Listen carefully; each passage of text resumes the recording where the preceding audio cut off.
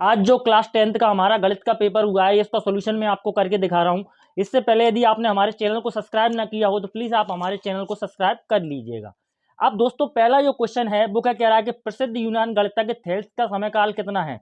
तो आपका ये 640 से 540 तक आपका समय काल माना जाता है। अब ये ईसा पूर्व है दोस्तों, ठीक है।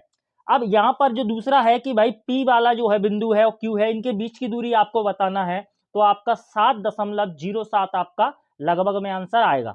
अब दूसरा जो है तीसरा द्विघाती बहुपद है आपके पास ax² plus b x plus c का आलेख किस प्रकार का होता है। तो दोस्तों इसका जो राइट आंसर है वो है परवलय। अब इसमें आपको परवलय लगाना था। चौथा जो क्वेश्चन है दोस्तों रैखिक समीकरण युग्म जो दिया है आपको, अब इसमें आपको आश्रित और संगत किस पे होता है। तो जब a1 बटा a2 बराबर होते हैं b1 बटा b2 और बराबर होते हैं c1 बटा c2, ये वाला आपका करेक्ट होना था। पांचवा क्वेश्चन पे आते हैं दोस्तों, इसमें आपसे बोल रहा है कि भाई मूल वास्तविक कब होते हैं और मूल वास्तविक कब नहीं होते हैं, ये आपसे पूछा है। तो आपको मालूम होगा कि जब मूलों का जो मान होता है, विविक्तिकर का जो मान, यदि वो ऋणात्मक होता है तो मूल वास्तविक नहीं होते। और इस कंडीशन में ये होता है b² - 4ac, जब क्या है 0 से भी कैसा होता है, छोटा होता है। अब इसमें आपसे एपी का 11वां पद पूछा है, तो भाई दोस्तों इसमें आएगा आपका 22, इसमें आपका करेक्ट आंसर 22 हो जाएगा। अब ये हमारे पास सभी ऑप्शन हो चुके हैं इसके जो ओटीओ में आते हैं। अब हम खाली स्थानों की बारी आती है दोस्तों, और आप प्लीज हमारे इस वीडियो को है 360 की क्वालिटी पर देखिएगा, क्योंकि हमारे यहाँ पर लाइट नहीं है थोड़ा सा, तो लाइट नहीं है तो क्वालिटी कम हो सकती है। द्विघाती सूत्र लिखना है दोस्तों इसमें। तो द्विघाती सूत्र होता है आपके पास माइनस का B plus minus under root का, यहाँ पर डी भी हो सकता है और b² - 4a से भी कर सकते हैं इसको, बटे में 2a, ये आपका द्विघाती सूत्र होता है। अब यहाँ पर जो समांतर श्रेणी थी इसमें पदों की संख्या पूछी थी, तो ये आपका कितना है 34 है, 34 है। सभी त्रिभुज कौन से समरूप होते हैं। तो दोस्तों जिसकी भुजाएं समान होती हैं, मतलब जिनको हम समबाहु त्रिभुज बोलते हैं, वो आपके त्रिभुज समरूप होते हैं। इसमें आपको क्या बोला है कि त्रिज्या r वाले वृत्त के एक त्रिज्या खंड जिसका कोण अंश में थीटा है कि संगत चाप की लंबाई पूछी है। तो संगत चाप की लंबाई होती है आपके पास बेटा दोस्तों थीटा बटे 360 2πr। चाप काय पे बनता है, परिधि पे बनता है। यह एक क्या है, √3 एक क्या है, तो दोस्तों एक अपरिमेय संख्या है, इसमें आपको अपरिमेय भरना था। अब इसमें बोला है कि चर x के बहुपद में px की x के उच्चतम घात क्या कहलाती है।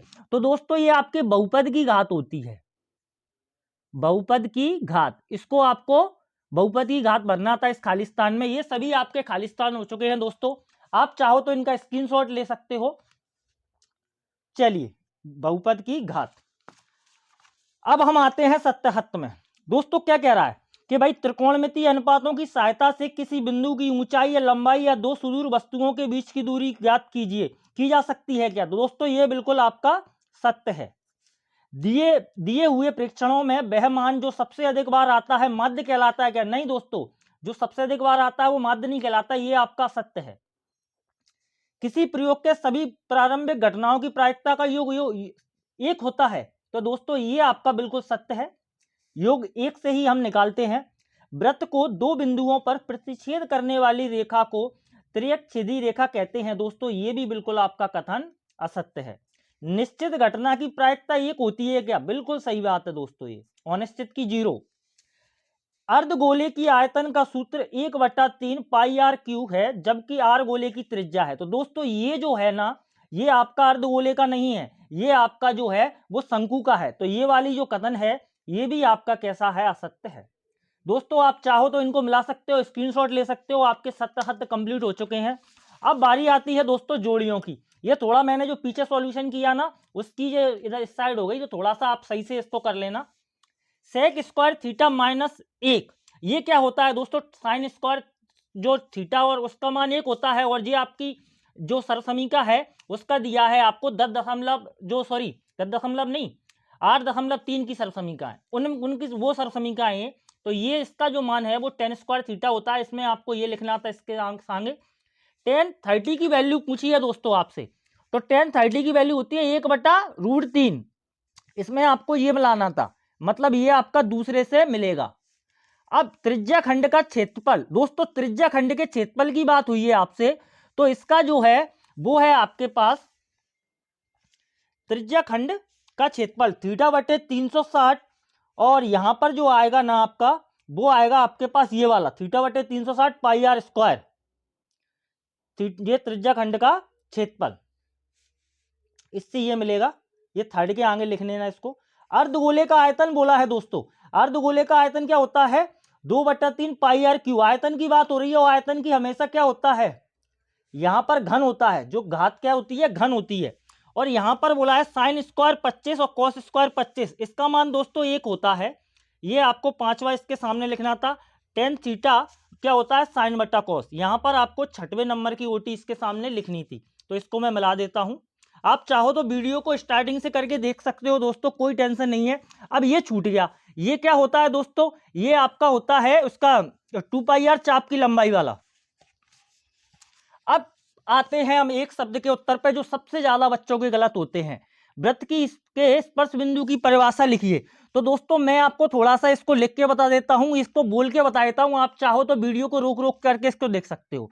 वृत्त के स्पर्श बिंदु की परिभाषा बतानी है तो स्पर्श रेखा और वृत्त के उभयनिष्ठ बिंदु को स्पर्श बिंदु कहते हैं दोस्तों, ठीक है।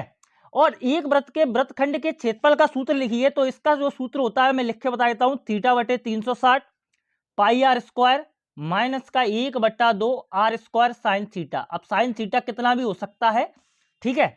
किसी भी एपी के एन पद का सूत्र ज्ञात कीजिए दोस्तों, सबसे सरल है एन बराबर ए कोष्टक में आपका plus N minus 1 into D.